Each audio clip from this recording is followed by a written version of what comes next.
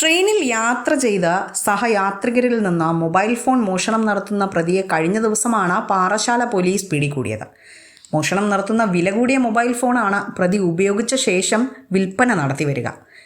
തേനി ആണ്ടിപ്പട്ടി സ്വദേശി രാജയെയാണ് കഴിഞ്ഞ ദിവസം പാറശാല റെയിൽവേ പോലീസ് പിടികൂടിയത്.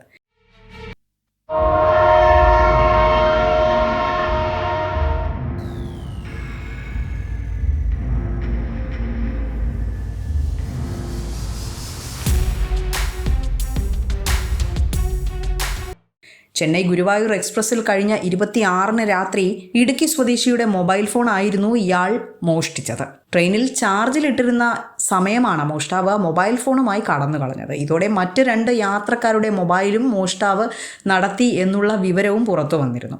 ഈ പരാതിയുടെ അടിസ്ഥാനത്തിൽ പാറശാല റെയിൽവേ പോലീസ് നിരവധി CCTV ദൃശ്യങ്ങളും ശേഖരിച്ച് നടത്തിയ അന്വേഷണത്തിനൊടുവിലാണ് പ്രതി മോഷ്ടിക്കുന്ന മൊബൈൽ ഫോൺ ഉപയോഗിച്ചതായി സംശയമുണ്ടാവുകയും പ്രതിയിലേക്ക് എത്തിച്ചേരുകയും ചെയ്തത്. കഴിഞ്ഞ ദിവസം രാത്രിയിൽ പ്രതി മോഷണം നടത്തിയ 5 മൊബൈൽ ഫോണുമായി തിരുവനന്തപുരം തകരപ്പറമ്പിൽ ഇയാൾ വിൽപ്പനയ്ക്ക് വേണ്ടി ട്രെയിനിൽ വരവെ കുഴിത്തുറ ഭാഗത്ത് വെച്ചാണ് റെയിൽവേ പോലീസ് ഇയാളെ പിടികൂടിയത്.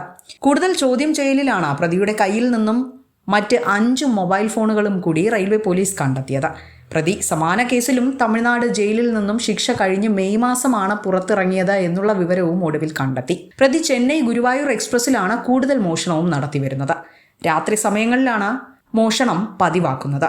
ട്രെയിൻ യാത്രക്കാർ മൊബൈൽ ഫോൺ ചാർജ് ചെയ്യാനിട്ട ശേഷം ഉറങ്ങുന്ന സമയമാണ് പ്രതിയുടെ സ്ഥിരം മോഷണ സമയം. ഈ തക്കം നോക്കിയാണ് ഇയാൾ മൊബൈൽ മോഷ്ടിച്ച ശേഷം അവിടെ നിന്നും രക്ഷപ്പെടുന്നത്.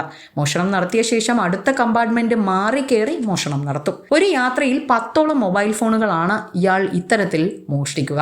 Parassala railway SI Russel Raj, senior civil police ഓഫീസർമാരായ പ്രദീപ്, രഞ്ജിത്ത്, ആൽബിൻ രാജ്, അഖിൽ കൃഷ്ണ, വിപിൻ രാജ് എന്നിവരുടെ നേതൃത്വത്തിലാണ് പ്രതിയെ പോലീസ് പിടികൂടിയത്. വിസ്മയ ന്യൂസ്, പാറശാല.